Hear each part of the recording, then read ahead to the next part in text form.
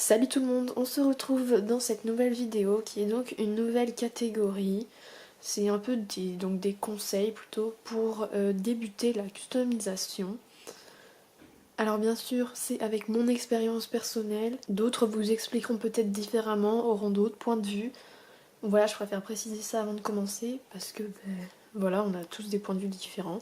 Et je vous propose qu'on commence de suite. Think I'm falling for you.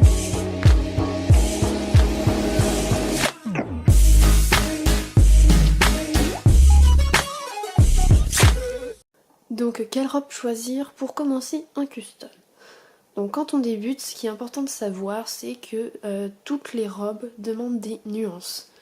Donc il faut avoir un matériel adapté. Autrement dit, des pastels et de l'acrylique. Et plusieurs sortes bien sûr, hein. Des bons pinceaux, du fixatif, etc. Je pense que je ferai une revue sur le matériel qu'il faudrait avoir plus tard. Et voilà, il y a beaucoup de personnes qui commencent, qui débutent la customisation et qui m'aimeraient savoir quelle robe faut-il choisir pour commencer, un truc assez simple, pour ne pas gâcher un custom. Donc en général, moi je trouve qu'il y a 4 robes qui sont plus simples que les autres. Et donc on va commencer de suite avec la première que je conseille tout le temps presque, c'est l'alezan. Donc voilà, bon celui-ci est assez ancien. Donc l'alezan, c'est une robe qui est marron, voilà. Et pourquoi on la conseille souvent aux débutants? Tout simplement parce que il n'y a pas tant de nuances que ça. Et pourtant, il faut bien faire attention parce que ça possède énormément de nuances.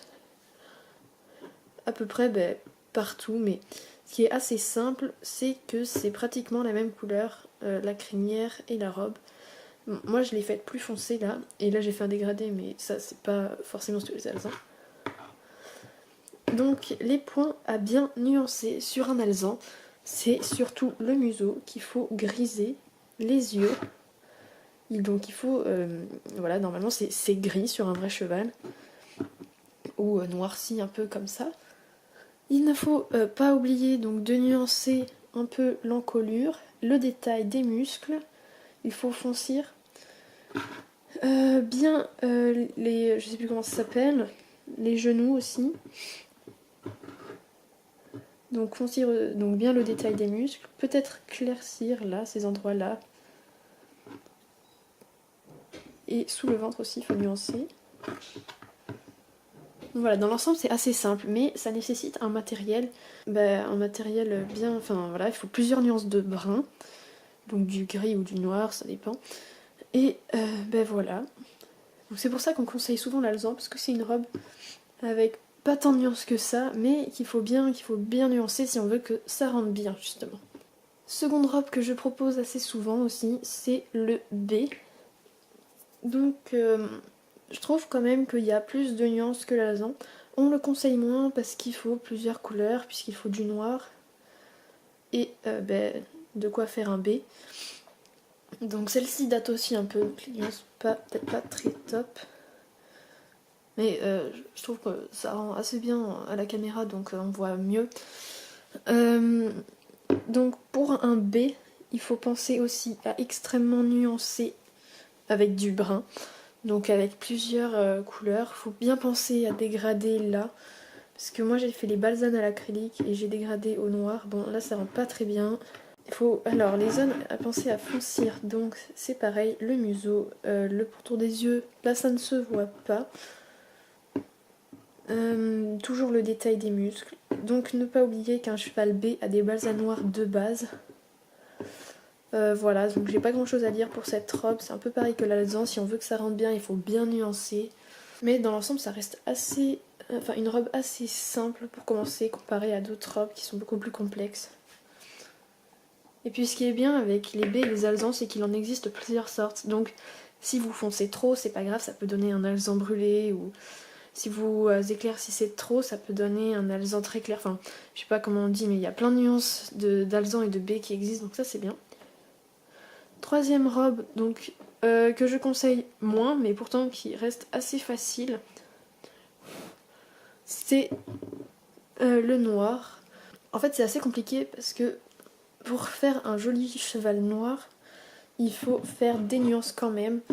Et quand on n'a pas trop la notion, enfin quand on débute, quand c'est un premier custom, on n'a pas trop la notion de où nuancer, avec quoi, avec quel pastel, etc. Donc c'est pour ça que je le conseille moins. Mais comme vous pouvez le voir, donc ce custom là possède des nuances. Après je dis pas qu'il est extrêmement bien fait, enfin voilà, c'est difficile de faire un cheval noir simple et qu'il rende bien. Donc voilà, c'est tout ce que j'avais à dire pour cette robe. Mais dans l'ensemble ça reste assez simple parce que faut peindre en noir et puis bon après les nuances c'est plus compliqué c'est sûr. Et le dernier donc c'est le plus difficile des trois. Peut-être que c'est pas une robe qu'il faut faire quand on commence, mais je trouve que c'est assez simple quand même. C'est le cheval gris. Donc bon, faites pas attention au capé, ce qui est important c'est surtout les nuances grises. Donc en fait je me suis rendu compte lui en le faisant qu'on n'a pas besoin d'énormément de couleurs, de pastels, de nuances différentes en fait. Et c'est ça qui est bien, mais qui est plus compliqué c'est utiliser les pastels. Mais je crois qu'il y a déjà des personnes qui ont fait des vidéos sur comment utiliser des pastels. Et qui sont très très bien d'ailleurs.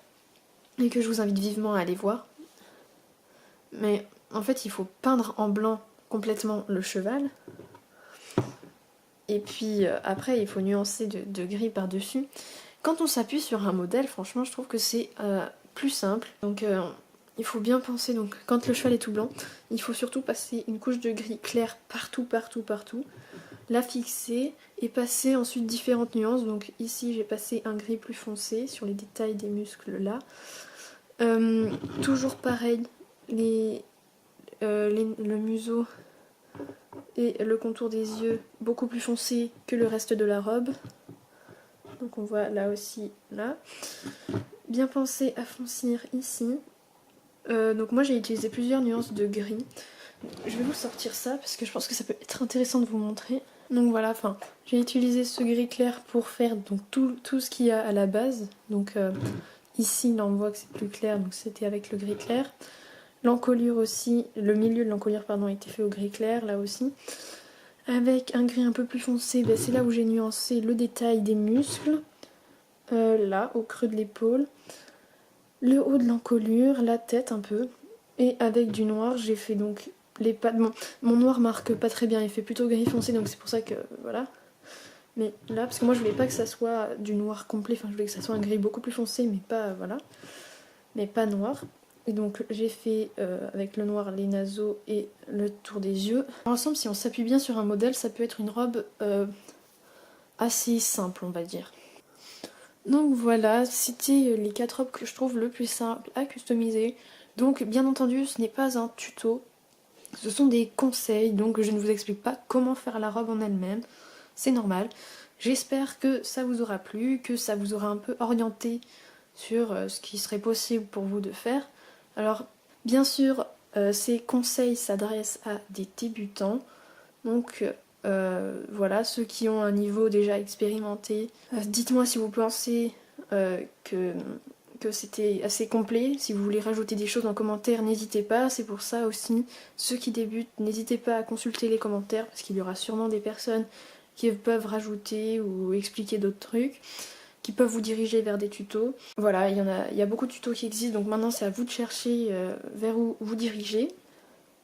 Et voilà, ben, j'espère que ça vous a aidé. J'espère que ça vous a plu cette nouvelle catégorie. N'hésitez pas à me dire pour que je recommence, enfin pour que je continue. Que ça m'a plu de faire ça en fait. C'est assez facile à tourner et je pense à monter ça va être facile aussi. Donc voilà, sur ce je vous fais plein de gros bisous et je vous dis à une prochaine. Bye bye!